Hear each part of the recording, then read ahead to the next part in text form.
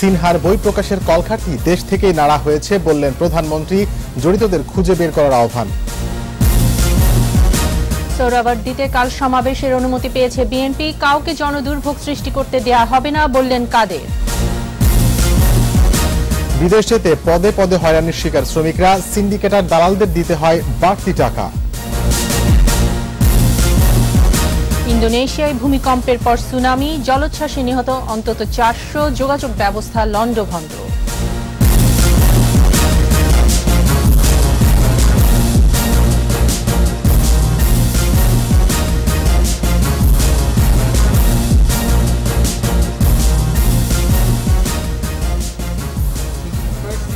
Bank limited সংবাদ শিরোনাম। আমন্ত্রণ জানাচ্ছি দুপুর 2টার 21 সংবাদে। আপনাদের সাথে আছি আমি সাদি মোহাম্মদ এবং আমি তাইজিন রহমান।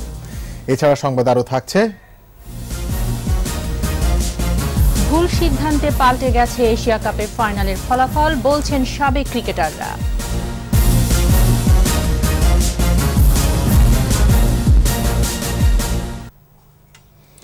বিচারপতি এস কে সিনহার বই ব্রোকেন ড্রিম প্রকাশের কলকাঠি দেশ থেকে নাড়া হয়েছে বলে জানিয়েছেন প্রধানমন্ত্রী শেখ হাসিনা।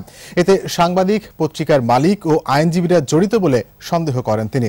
জাতিসংঘে বাংলাদেশের স্থায়ী মিশনে সংবাদ সম্মেলনে এসব কথা বলেন প্রধানমন্ত্রী। সাবরিনা মমতাজের রিপোর্ট। জাতিসংঘ সাধারণ পরিষদের ৭৩তম অধিবেশনে অংশগ্রহণ শেষে প্রধানমন্ত্রী শেখ হাসিনার এই সংবাদ সম্মেলন। এতে বিভিন্ন বিষয়ের পাশাপাশি কথা বলেন সাবেক প্রধান বিচারপতি সুরেন্দ্র কুমার সিনহার আলোচিত বই এ ব্রোকেন ড্রিম নিয়ে। শিশু থেকে শুরু করে যুব শ্রেণী তারা যে বিপথে চলে যাচ্ছে, এই বই প্রকাশের পেছনে কারা জড়িত, অর্থের যোগান কোথা থেকে এসেছে তা খুঁজে বের করার আহ্বান জানান তিনি। আপনারা একটু খুঁজে বের করেন না যে বইটা লেখার পিছনে কার হাত আছে, এই বইটার পাণ্ডুলিপি কতবার বাংলাদেশে গেছে, কার কাছে গেছে, বা তিনি যে লঞ্চ করবেন এই লঞ্চিং এর টাকা পয়সা খরচাটা কে দিচ্ছে, বাংলাদেশ থেকে কোনো কেউ দিচ্ছে কিনা, বা আপনাদের মতো কোনো সাংবাদিকরা এর পিছনে আছে কিনা, বা কোনো সংবাদপত্র আছে কিনা, বা তারা কতটুকু সাহায্য করতে দিচ্ছে, বা আমাদের কোনো বড় আইনজীবীটাকে স্ক্রিপ্ট দেখে দিচ্ছে কিনা, বা কোন পত্রিকা এবং পত্রিকার মালিকরা তাকে এই মদতটা দিচ্ছে, বা স্ক্রিপ্টটা লেখার ব্যাপারে কোন সাংবাদিক, কোন পত্রিকার কে এটা সাহায্য করছে, খুঁজে একটু বের কর। যুক্তরাষ্ট্রে বিচারপতি সিনহার ভাইয়ের বাড়ি কেনার বিষয়টি এক সাংবাদিক উল্লেখ করলে তা নিয়েও কথা বলেন সরকার প্রধান। দুর্নীতি কমিশন খুব স্বাধীনভাবে কাজ করে। দুর্নীতি দমন কমিশন যখনই মনে করে, এমনকি আমার সংসদ সদস্য, মন্ত্রী, যে কাউকেই তারা ডাকছে, প্রশ্ন করে। কাজে এই দুর্নীতি যদি হয় যেখানে হচ্ছে, সেটা দুর্নীতি দমন কমিশনেরই দায়িত্ব, তারা সেটা দেখবে, এবং এক্ষেত্রে সরকারের পক্ষ থেকে সব সহযোগিতা করা হবে। সংসদে প্রতিনিধিত্বকারী দলগুলোর সমন্বয়ে নির্বাচনকালীন সরকার হবে বলে আবারও জানান শেখ হাসিনা। বিরোধী দলের নেতার সাথে কথা বলেছি, যদি তারা চান তারা আমাদের সাথে যোগ দিতে পারে নির্বাচনকালীন সময়। সংসদে প্রতিনিধিত্বকারী জনপ্রতিনিধিদের নিয়ে, সরকারি দল, বিরোধী দল, যাই হোক, সবাইকে নিয়ে যদি তারা চান, আমরা একটা হয়তো সরকার গঠন করে নির্বাচনটা পরিচালনা করতে পারি। ১ সেপ্টেম্বর প্রধানমন্ত্রী দেশে ফেরার কথা রয়েছে। জঙ্গিবাদের পরেই সাইবার ক্রাইমটা এসে গেছে। সাবরিনা মমতাজ, 21 টেলিভিশন। 22 শর্তে আগামীকাল রাজধানী সোহরাওয়ার্দী উদ্যানে বিএনপিকে সমাবেশ করার অনুমতি দিয়েছে পুলিশ। বেলা 11:30টার দিকে সমাবেশের অনুমতি নিতে ডিএমপি কমিশনারের সাথে দেখা করে বিএনপির 2 সদস্যের প্রতিনিধি দল। সাক্ষাৎ শেষে দলের প্রচার সম্পাদক শহীদউদ্দিন চৌধুরী এনি জানান, রোববার দুপুর 1টার দিকে সমাবেশ শুরু হবে এবং বিকেল 5টার মধ্যে সমাবেশ শেষ করা হবে। এদিকে নয়াপল্টনে কেন্দ্রীয় কার্যালয়ে সংবাদ সম্মেলনে সিনিয়র যুগ্ম মহাসচিব রুহুল কবির রিজভী সমাবেশে দলীয় নেতাকর্মীদের যোগ দেওয়ার আহ্বান জানান। বলেন, সমাবেশে দিক নির্দেশনামূলক বক্তব্য রাখবেন শীর্ষ নেতারা।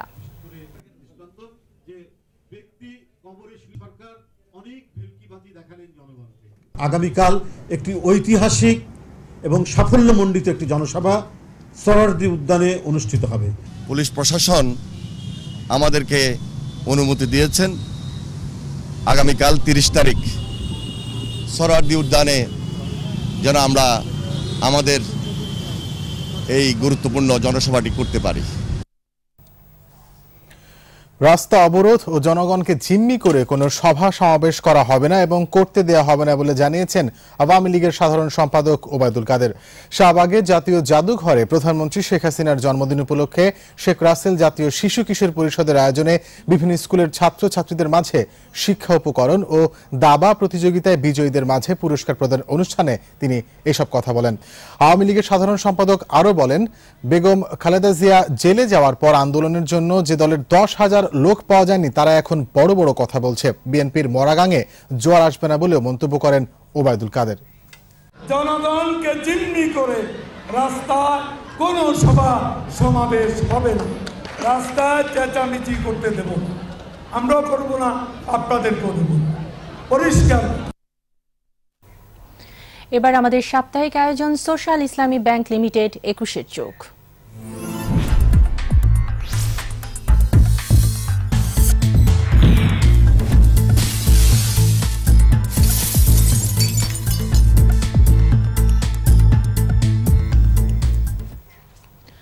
শ্রমিকদের পাঠানো রেমিটেন্সে দেশের অর্থনীতির চাকা অনেকটা সচল থাকলেও বিদেশে যেতে পদে পদে হয়রানির শিকার হতে হয় তাদের। গুনতে হয় বাড়তি টাকা। মেডিকেল বা ডায়াগনস্টিক সেন্টার সিন্ডিকেটের হাতে থাকায় ভোগান্তির অন্ত নেই সেবা প্রার্থীদের। আর দালালদের দৌরাত্ম্য বন্ধ করতে না পেরে হতাশা প্রকাশ করেছে Gulf Cooperation Council Approved Medical Centre Association গামকা। আরও জানাচ্ছেন সাইদুল ইসলাম।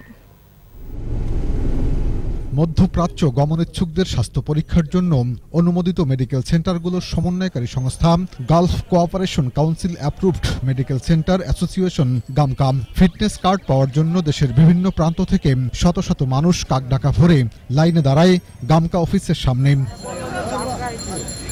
দরিদ্র গ্রামীণ সহজ সরল মানুষের কাছ থেকে অতিরিক্ত টাকাও হাতিয়ে নিচ্ছে গামকা অনুমোদিত মেডিকেল সেন্টারগুলো।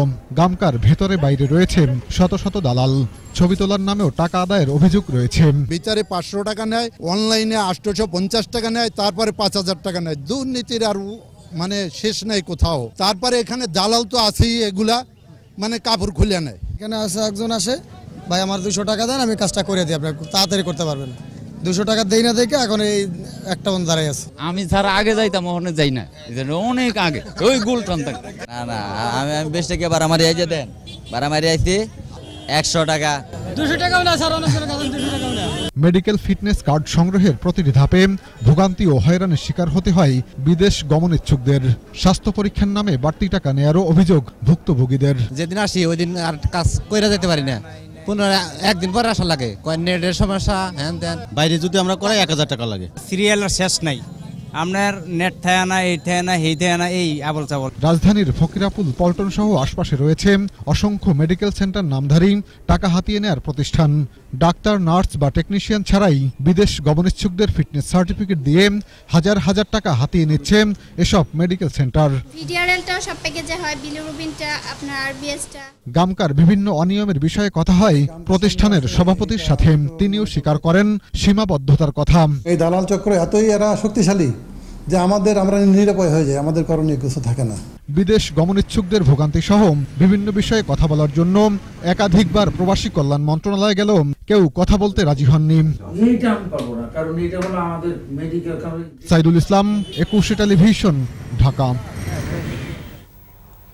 এ নিয়ে বিস্তারিত থাকছে রাত 10টায় 21-এর চোখ অনুষ্ঠানে। দেখার আমন্ত্রণ রইল। নিচ্ছি ইসলামী ব্যাংক বিরতি। যখন ফিরছি তখন অন্যান্য খবরের সঙ্গে আরো থাকবে। নিয়ে বিএনপিতে মতভেদ, কাল হতে পারে সাংগঠনিক কাঠামো। প্রবল স্রোতে ও নাব্যতা সংকটে 2 রুটে ফেরি চলাচল ব্যাহত, যানবাহনের দীর্ঘ লাইন। আপনারা দেখছেন দুপুর 2টার 21 সংবাদ। জাতীয় ঐক্যের নেতৃত্ব নিয়ে খোদ বিএনপি নেতাদের মধ্যেই রয়েছে মতভেদ। বিএনপির স্থায়ী কমিটির সদস্য ব্যারিস্টার মওদুদ আহমদ বলেছেন, একক নয়, সমন্বিত নেতৃত্বে পরিচালিত হবে জাতীয় ঐক্য। তবে স্থায়ী কমিটির আরেক সদস্য গয়েশ্বরচন্দ্র রায় বলেছেন, বিএনপির যেহেতু জনবল রয়েছে সে কারণে স্বাভাবিক নিয়মেই দলটি রাজপথের আন্দোলনে নেতৃত্ব দেবে। আগামী 30 সেপ্টেম্বরের মধ্যে জাতীয় ঐক্যের নেতৃত্ব কাঠামো তৈরির কথা জানিয়েছেন তারা। তাপসী রাবেয়ার রিপোর্ট। অক্টোবর মাস থেকেই কর্মসূচি নিয়ে মাঠে থাকার কথা জানিয়েছে জাতীয় ঐক্য। আওয়ামী লীগ নেতৃত্বাধীন জোটের বাইরে থাকা দলগুলোকে একই ছাতার নিচে আনার চেষ্টা করছেন জাতীয় ঐক্যের সঙ্গে সম্পৃক্ত নেতারা। নিরপেক্ষ সরকার গঠন ঐক্য প্রক্রিয়ার নেতারা নির্বাচনী 5 দফার ব্যাপারে সম্মত হলেও কার নেতৃত্ব বা নেতৃত্বের ধরন কেমন হবে এ নিয়ে চলছে বৈঠক আর পর্যালোচনা। বিএনপির স্থায়ী কমিটির সদস্য গয়েশ্বরচন্দ্র রায় মনে করেন ঐক্য প্রক্রিয়ায় নেতৃত্বের সংকট হবে না, জনসমর্থনের ভিত্তিতে নেতৃত্বের ক্ষেত্রে বিএনপি এগিয়ে থাকবে বলেও মনে করেন তিনি। কর্মসূচি চলতে চলতে একটা সময় হয়তো পারিপার্শ্বিক অবস্থায় আমাদেরকে একসঙ্গে করতে পারে। যখন আমাদেরকে একসঙ্গে করবে তখন পরিবেশই বলে দিবে সামনে কে থাকবে। বিএনপি তো দলীয় পার্টি না, বিএনপিতে যেমন নেতৃত্ব দেওয়ার মতো লোক আছে, তখন সামর্থ্য আছে, জনবলও আছে, জনসমর্থনও আছে, এই ব্যাপারে তো কোনো সন্দেহ নেই। বিএনপির স্থায়ী কমিটির সদস্য ব্যারিস্টার মওদুদ আহমদ বলেছেন, জোট গঠনের উদ্দেশ্য অনেকটাই সফল হয়েছে, নেতৃত্ব চমক থাকবে বলে জানান তিনি। এটা নতুন কাঠামো কি হবে, এটার ভবিষ্যতের কর্মসূচি কি হবে, এটা আরও কিভাবে বেগবান করা যাবে, এটা আরও কিভাবে সমন্বিত করা যাবে, এইসব ব্যাপারে এখন আলাপ আলোচনা করতে হবে এবং সে আলোচনা শুরু হয়েছে।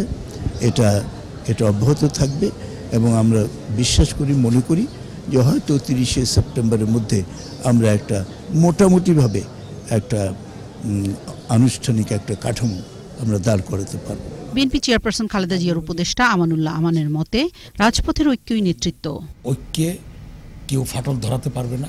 নির্বাচনের আগে বাকি 2 মাসে নির্ধারিত ছক নয়, পরিস্থিতি অনুযায়ী কৌশল নির্ধারণ করার কথাও জানান বিএনপি নেতারা।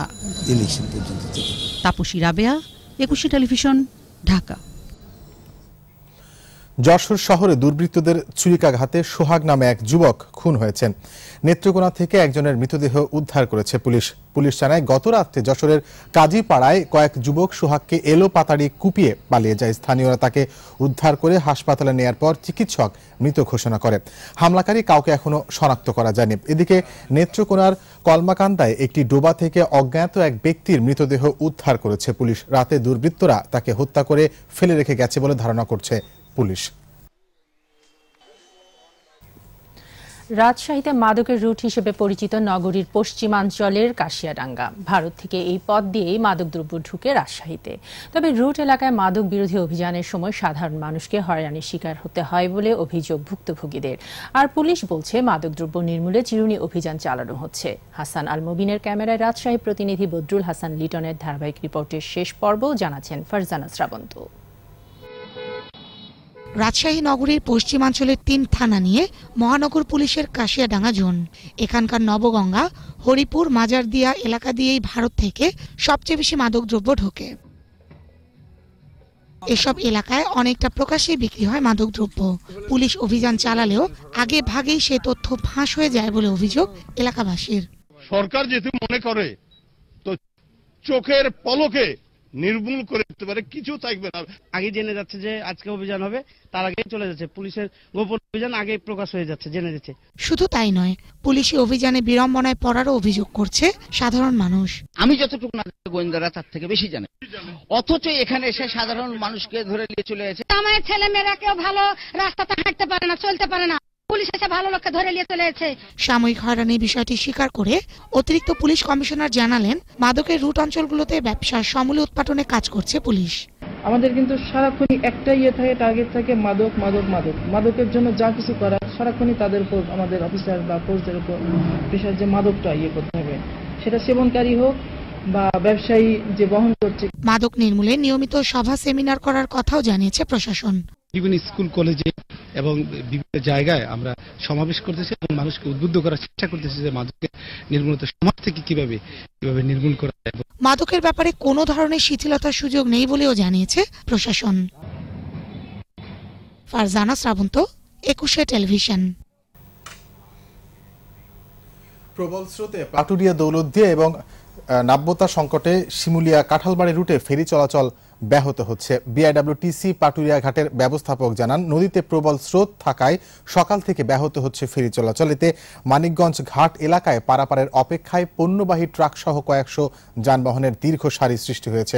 এদিকে নাব্যতা সংকটে মুন্সিগঞ্জের শিমুলিয়া কাঁঠালবাড়ি রুটে ভোর থেকে দুপুর পর্যন্ত সব ধরনের ফেরি চলাচল বন্ধ থাকে। পরে ছোট ফেরি দিয়ে যানবাহন পারাপার শুরু হয়। আরো একবার ইসলামী ব্যাংক বিরতি। যখন ফিরছি তখন অন্যান্য খবরের সঙ্গে আরো থাকছে। গাজায় বিক্ষোভকারী ফিলিস্তিনিদের উপর আবারও ইসরায়েলি বিমান হামলা, নিহত 7, আহত 5 শতাধিক। জার্মান ফুটবল লিগে প্রথম হারের স্বাদ পেল বায়ার্ন মিউনিখ, 2-0 গোলে হার্থা বার্লিনের জয়। আর এরই সাথে শেষ করছি দুপুর 2টার 21 সংবাদ। যাবার আগে ফার্স্ট সিকিউরিটি ইসলামী ব্যাংক লিমিটেড সংবাদ শিরোনামগুলো জানিয়ে দিচ্ছি আরো একবার। সিনহার বই প্রকাশের কলকাঠি দেশ থেকেই নাড়া হয়েছে বললেন প্রধানমন্ত্রী, জড়িতদের খুঁজে বের করার আহ্বান। সোহরাওয়ার্দীতে কাল সমাবেশের অনুমতি পেয়েছে বিএনপি, কাউকে জনদুর্ভোগ সৃষ্টি করতে দেয়া হবে না বললেন কাদের। বিদেশ যেতে পদে পদে হয়রানির শিকার শ্রমিকরা, সিন্ডিকেট আর দালালদের দিতে হয় বাড়তি টাকা। ইন্দোনেশিয়ায় ভূমিকম্পের পর সুনামি, জলোচ্ছ্বাসে নিহত অন্তত 400, যোগাযোগ ব্যবস্থা লন্ডভন্ড।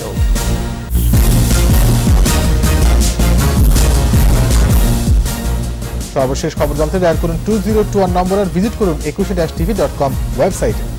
এছাড়া ফেসবুকে ভিজিট করতে পারেন facebook.com/2124 অনলাইনে। 6টায় আমাদের পরের সংবাদ দেখার আমন্ত্রণ রইল। 21-এর সঙ্গে থাকুন। ধন্যবাদ সবাইকে।